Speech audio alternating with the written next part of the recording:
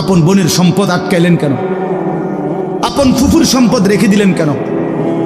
বাপ মরে গেছে আজকে 12 বছর, কই সম্পদ দেন না কেন? আইলেই বে বে করে পিশাচের মতো, ছোট লোকের মতো, কম জাতের মতো বোনের ফিরায় দেয়। নিবাগা আর আইতা না, বোন বাগিনা লই আর আইতা না, নিবাগা একবারে।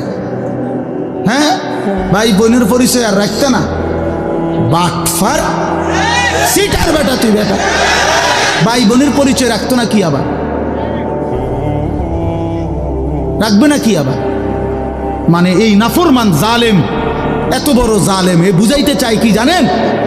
এই জালেমে বলতে চায় গ্রামের 14 গোষ্ঠী সব মানুষ খাইতে হইলে আমার ঘরে এমনি খাইতে পারবে, কিন্তু আপন বোন বাগিনা যদি দুগা ভাত খাইতে হয় জমি দিয়ে খাইতে হবে।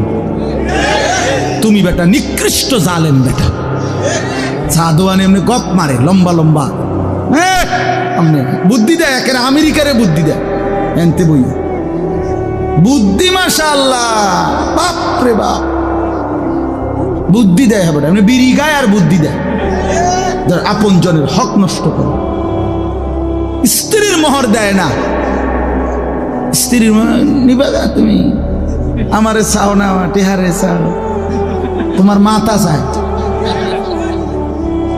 শরম নাই বেটা, বেশ শরম কোথাকার কথা হইল কোনো বেটা? আপন স্ত্রীর হক দিয়ে দিবেন, আপন বোনের হক, আপন ভাইয়ের হক।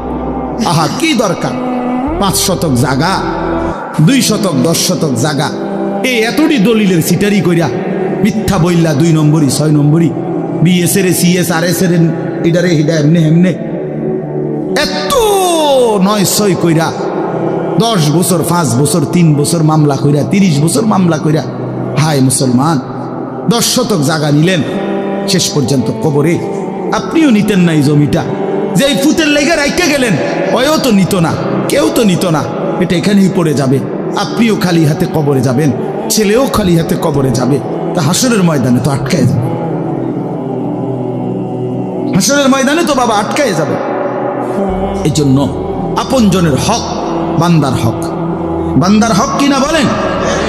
সাবধান সাবধান, দিয়ে দেন দিয়ে দেন। মিশা কথার কি দরকার? এক বিগত রাস্তা, এই কদ্দুর জায়গা দিয়ে দিলে আপন ভাইয়ের ঘরে বাড়ির মধ্যে ঢুকতে সহজ না? দিত না, ডাকাইতে দিত না। আজ 30 বছর ধরে বাতিজা অনুরোধ করছে, চাচা দেন না, এই কদ্দুর জায়গা, এই গাছটা কাটতে দেন, বাড়িটা তো আমি ঢুকতে আর না, দিতাম না, কইছি না তোরে, দরকার হলে আরেক জায়গা দিয়ে টিয়া দিয়াম, তোরে দিতাম। আশ্চর্য, এর কি অর্থ আছে ভাইয়া? দুনিয়া একটু ছেড়ে দিলে কি হয়? দুনিয়াতে এমনিই ছেড়ে দিতে হবে, ঠিক কি না বলেন? আল্লাহ আমাদের সবাইকে তৌফিক দান করেন। এই জন্য বললাম বান্দার হক স্পর্শকাতর, সাংঘাতিক। লা ইয়াদখুলুল জান্নাতা জাসাদুন গুযিয়া বিল হারাম, যেই দেহ হারাম দিয়ে হয়, আল্লাহর কসম নবী বলছে সেটা জান্নাতে ঢুকবে না। আল্লাহ আমাদেরকে হারাম থেকে, হারাম উপার্জন থেকে, অন্যের সম্পদ দখল করা, লুকিয়ে রাখা, অন্যের সম্পদ লুণ্ঠন করা থেকে, এত বড় নিকৃষ্ট পাপ থেকে হেফাজত করেন।